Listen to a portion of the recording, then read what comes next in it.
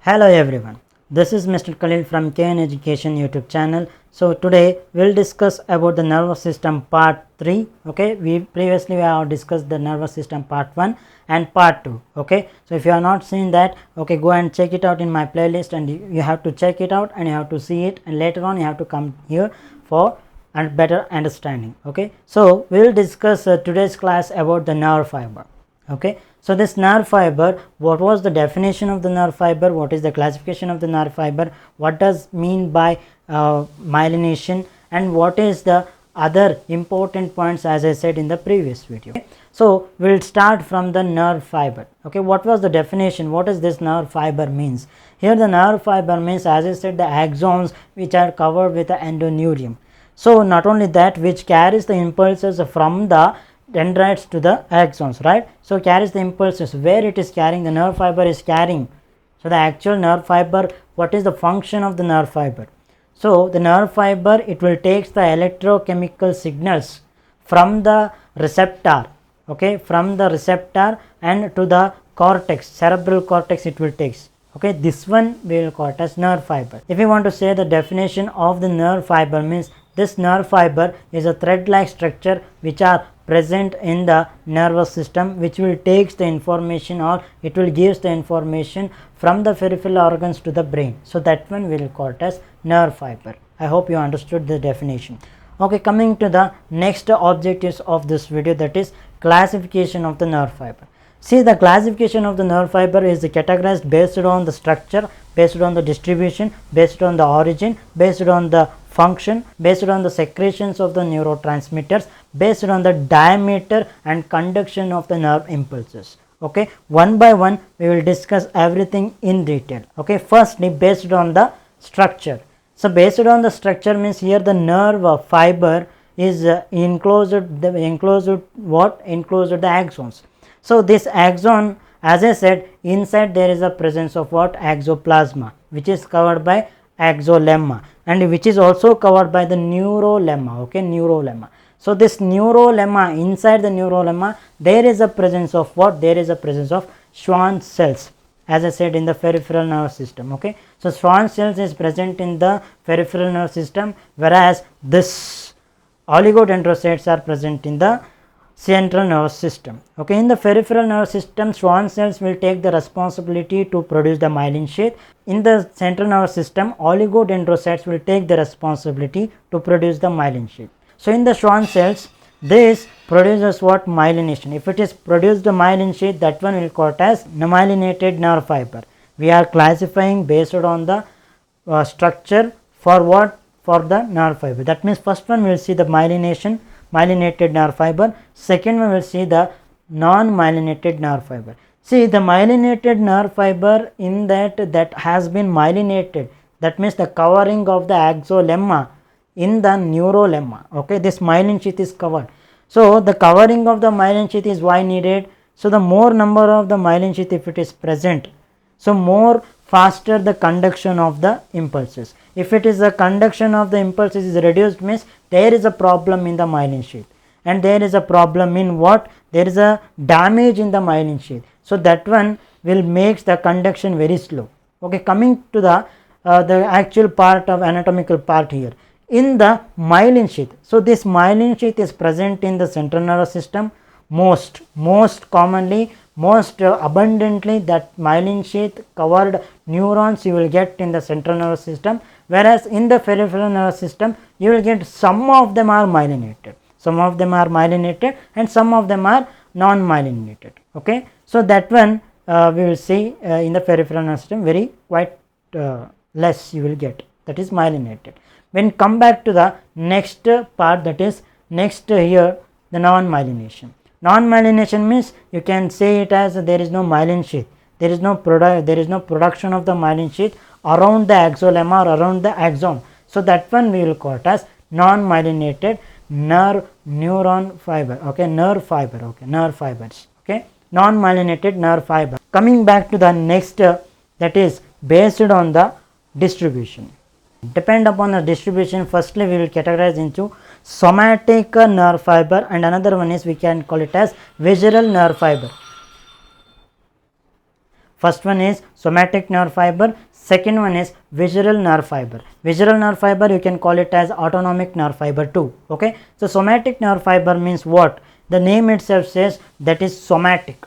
Okay, somatic nerve fiber, that means where the nerve impulses transmitted by the nerve fibers that are supplied to where? That are supplied to the skeletal muscles. That one we will call it as somatic nerve fiber. When it comes to the visceral or autonomic nerve fiber means where it supplies to the viscera, that means internal organs. If the nerve impulses are transmitted by the nerve fiber to the internal organs, that one we will call it as autonomic nerve fiber, or we can call it as visceral nerve fiber.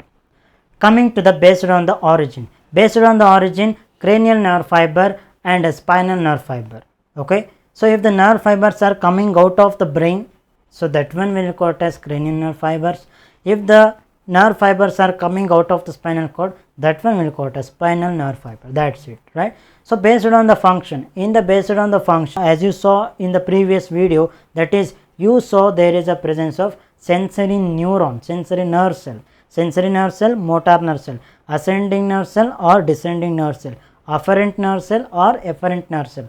Before going to the other classifications, we will discuss that important point. As I said in the first itself, what I said, that we will discuss about the neuroglia in the last, but we will discuss that in middle of the classification itself. Okay, so neuroglia, right? So as I said, the neuroglia is a supportive connective tissue to the neuron. This supportive system, what it will makes, this supportive system is one thing you have to keep it in mind, that is this is a non-excitable. It never transmit any impulses from dendrites or from other structures. Okay, there is no transmission of the nerve impulse from here.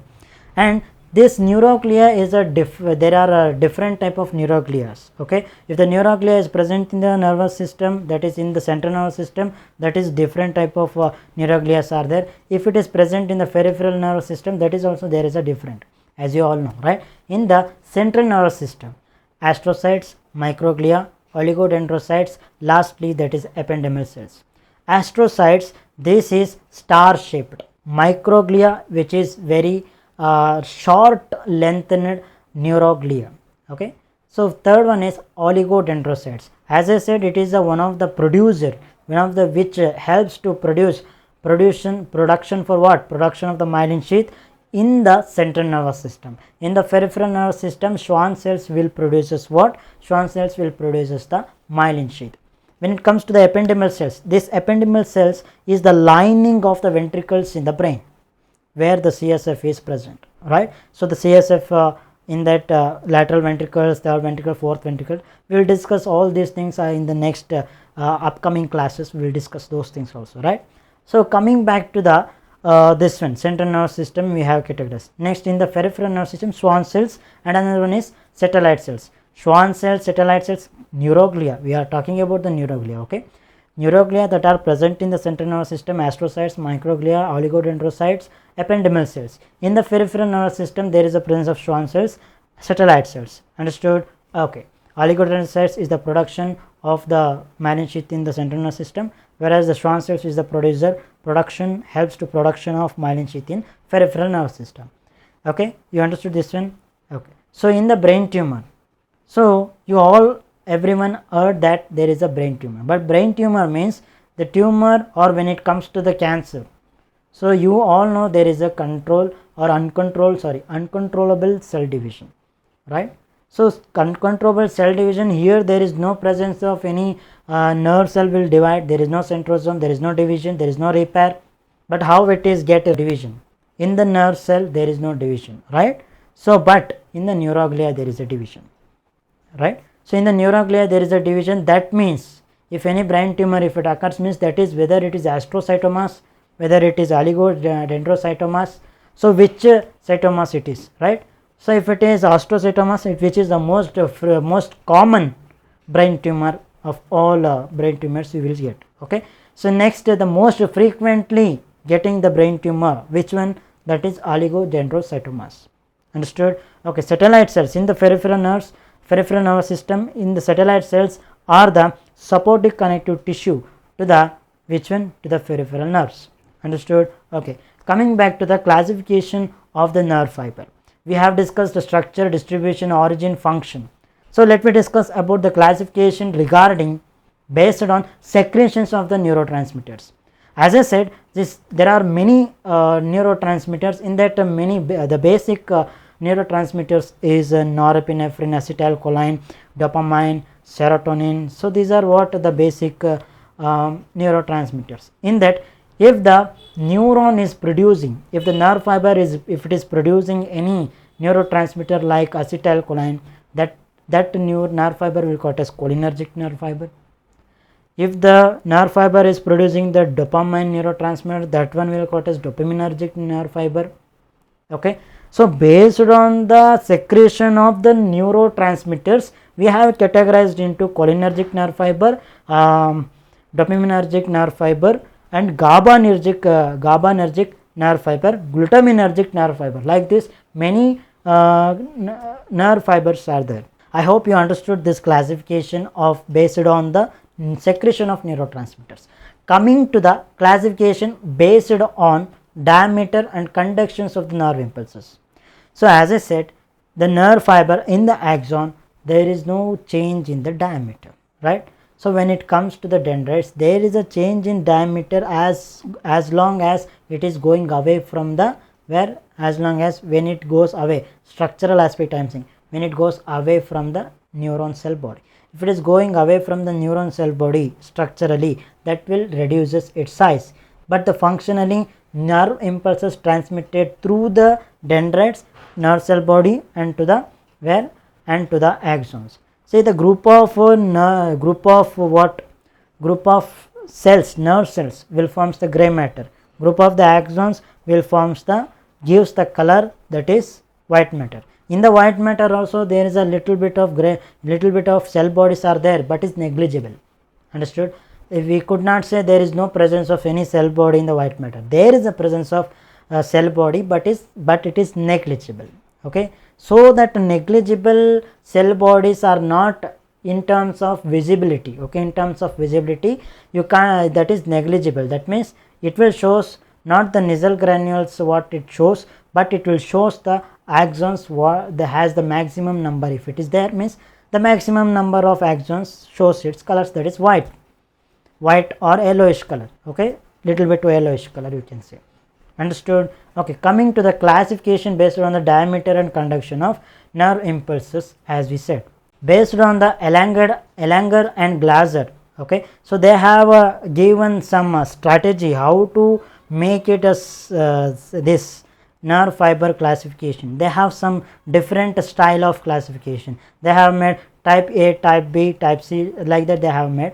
Some of the sensory physiologists also given the different aspect of this what we can say, there is a classification of the nerve fiber. In that, type A is a myelinated, type C is a non-myelinated.